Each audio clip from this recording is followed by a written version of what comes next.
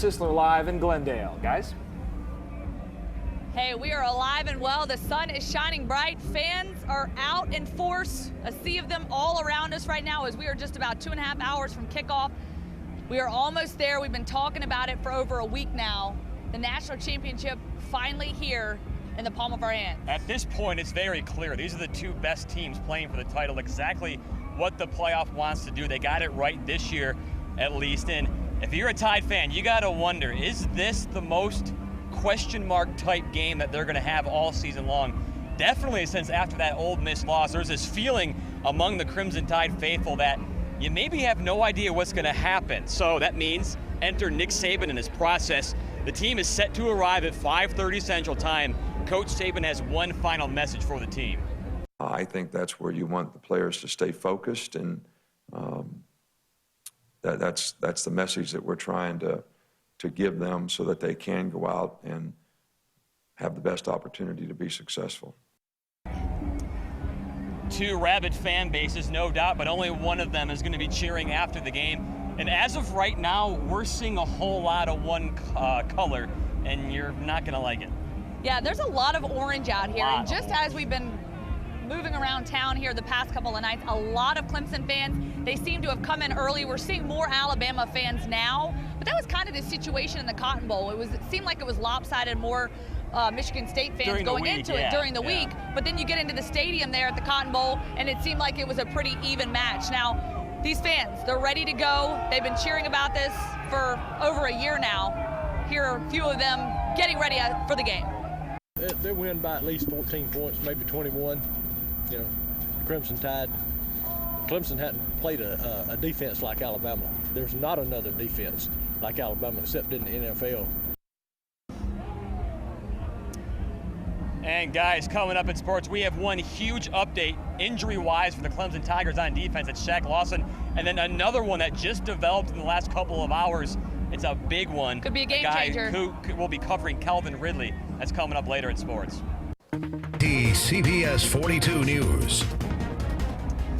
Developing news just moments ago, Clemson cornerback and All-American Mackenzie Alexander, he's going to be questionable for the game tonight with a hamstring injury. He's expected to cover Alabama's wide receiver Calvin Ridley, which is a huge matchup and a huge blow for Clemson if that's true. We were thinking that Shaq Lawson was the only injury update, and we have an update on him as well, too. Yeah, a couple of question marks there. Shaq Lawson, the All-American defensive end, who is a huge asset to this Clemson football team, went out during the game against Oklahoma with a knee injury, so certainly something that we'll be keeping an eye on. A game-time decision at this point, and he has been a big playmaker for this team. As of right now, he leads the nation in tackles for a loss with 23.5, also leads the team with sacks with 10.5. Percentage-wise, though, reports say he's about 60%, but again, this will be a game-time decision. Will be interesting to see if he's out on that field dressed tonight. You know, if not, then I don't think Coach Saban's going to cancel the game over there. We're going to have to keep playing, so we'll put the next guy in there. So that's just the way it is. But we expect him to play, and he looked good yesterday. But, you know, again, until you get out there and you're playing in a game of this magnitude with the intensity and physicality, you never know. So could those injuries make Jake Coker's job that much easier? You got to love the heart we've seen from him this week in particular. He's saying all the right things. Game manager quote, "I'll manage the crap out of those games." He'll take it, and he wants nothing but to be making Alabama's lineage proud. They're the reason, you know, this program is what it is, and they've had a hand in us getting here just because of, you know, the foundation they built and the toughness that is Alabama football.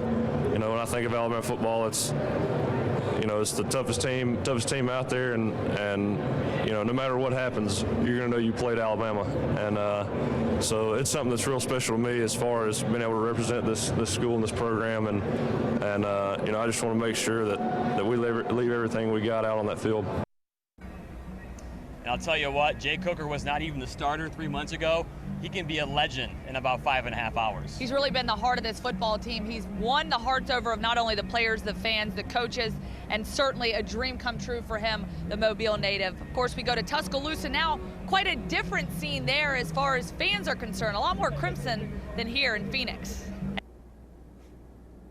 Yeah, guys, we haven't really seen a lot of fans walking through just yet, as the doors to the Ferguson Center, the watch party, won't open until 6:30. We have seen a couple people decked out in houndstooth, and one guy walked in with an Alabama flag, so he's ready to go a few hours before the game. But what's really interesting to see is just you talk so much about the team going through a journey the entire year. Well, the fans have gone through a journey too. You think that these fans, they expect to see national championships a couple times in their 4 years at the students. Well, some of these students haven't seen one in their 4 years. There's a drought of 3 years, you know. Of course, most schools go through 4 years without seeing a bowl game, but these fans are ready for a title. They're anxious, and I guess that's the best way to put it. They are anxious. They want to get this over with and just start celebrating, guys. All right, Chris, thank you. We know we talk a lot about stats. We've got maybe the most important one for you. It's coming up a little bit later at 6 o'clock. Deshaun Watson and his running ability. More news coming up after the break.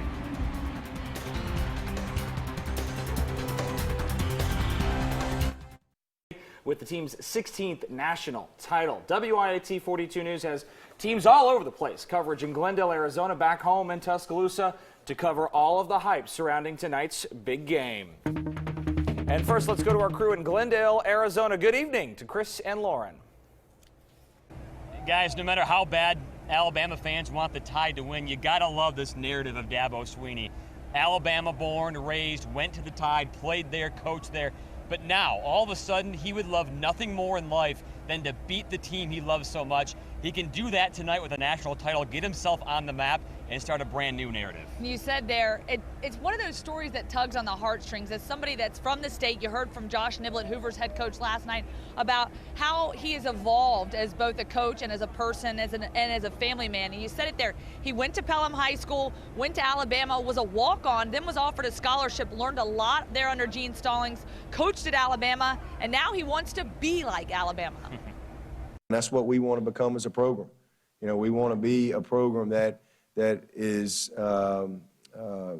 competing at this level on a consistent basis. And I think to do that, you've got to be a top 10, top 15 type program year in and year out. And that's the thing that I'm most proud of with our program, because, you know, only us in Alabama have had 5 10-plus win seasons in a row.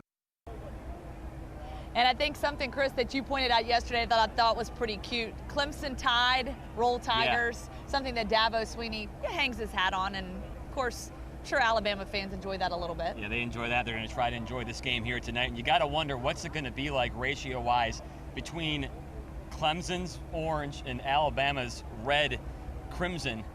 Right now, it's all orange outside, and throughout the week, it's been all orange. Now, that can change, obviously, within the next 89, 88 minutes until game time, but the crowd noise may play a significant factor in the game. You want to call it a neutral site game, but let's be honest, there could be some serious crowd noise that could disrupt either team if their crowd has a significant advantage. We talked with fans before the game. Yeah, it's very exciting. You know, I think comparing the two programs, I mean, we hope to be here where Alabama expects to be here, and hopefully we can get the program to that level, to where we expect to be here year in and year out. One major note here, we already have one victory on our crew. The National Sportscasters and Sports Writers Association has an Alabama National Sportscaster of the Year, and she's sitting right next to me. Her name is Lauren Sisler. She's extremely humble about it, and that's one of the main reasons why we love working with you so much, but we're going to make you say a few words. Well, I really do appreciate this honor. I'm kind of at a loss for words, just like you said I would be. I'm usually not at a loss for words, but here I am. But I couldn't do it without you guys. This has been a tremendous run here this season, especially having you in the driver's seat as sports director. Of course, Chris Wrinkle joining us, and our sports staff has been awesome. So thank you to everybody there at WIAT 42. I couldn't do it without you. Much love. We're hoping to give you a great coverage tonight coming up after the game. Make sure to tune over to WIAT 42. We have all your post-game highlights, analysis, and we'll talk to Nick Saban live on the air. Guys, back to you.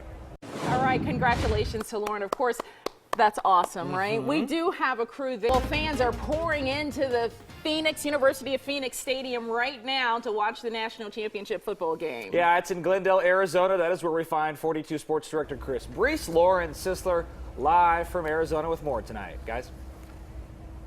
Well, I'll tell you the best part about this championship game tonight. These are clearly the two best teams in the country. I mean, what they've gone through week in and week out, you're not going to find two more deserving programs than Alabama and Clemson. That's the design by the playoff. They got it right this year. And you know it's official. Close to game time when the Crimson Tide have arrived. They arrived about 5:30 here Central Time. And this is a business trip. This is not including all the pageantry that usually comes with the national championship game or the bowl game. These guys practiced in Tuscaloosa on Friday, came here Friday night, practiced on the ground here Saturday and Sunday, and now it's time for the big game, the moment they've been waiting for. And they consider this kind of like a bye week, coming off of an extended rest, if you will. And they need the rest too. After that physical grind against Michigan State, that first half was just brutal. They'll take the rest. And also keep this in mind, the number one focus is finishing. We say it over and over again. It's all the team has talked about the last 11 and a half months was finishing what they started. These guys, these seniors, and these guys who may go pro could end up being champions. And they have to stop Deshaun Watson. Now, listen to this. Nick Saban, in his time at Alabama, they've never allowed a 100-yard rushing quarterback. Watson has 3 straight of these. All of them were career highs. We talk about Derrick Henry getting his yards. This might be more important. Watson has done nothing but visualize this moment. Of course, I visualize and imagine myself making plays out there and go over the game plan and just different situations while I watch film. So, time to time I do. You also got to wonder how much gas is left in the tank for a guy like Deshaun Watson. He's clearly carried his team week in and week out, especially the last couple of weeks in that ACC championship game against North Carolina. How much does he have left to give? Especially for Clemson, a team trying to be the first team ever to go 15-0. This is new for all these guys. Coming in here, playing 15 football games in a season, it's certainly a grind. And that's been kind of the big debate. We get the 4-team playoff, everybody seems semi-happy, and then of course the talk is let's go to 8 teams. But these coaches realize that extending it to 8 teams is really going to be a grind that includes a lot of fatigue, something that these teams not used to. And in years past, they've treated this like a one-game situation. But Lane Kiffin said earlier this week, as I said before, this is more like coming off a bye week where these guys are getting a little extra rep. The difficulty now is you're playing 15 games. So you've got to make sure that you balance their mental exhaustion as such and physical exhaustion. So both of these coaches had 11 days to prepare for Monday, and you're coming off of a bowl game. I think big key number 1, Alabama, they get pressure on Deshaun Watson. You got to think the Tide have an excellent chance to win the game and their 16th national championship. Guys, back to you. All right, Chris. All right, Lauren, thank you very much.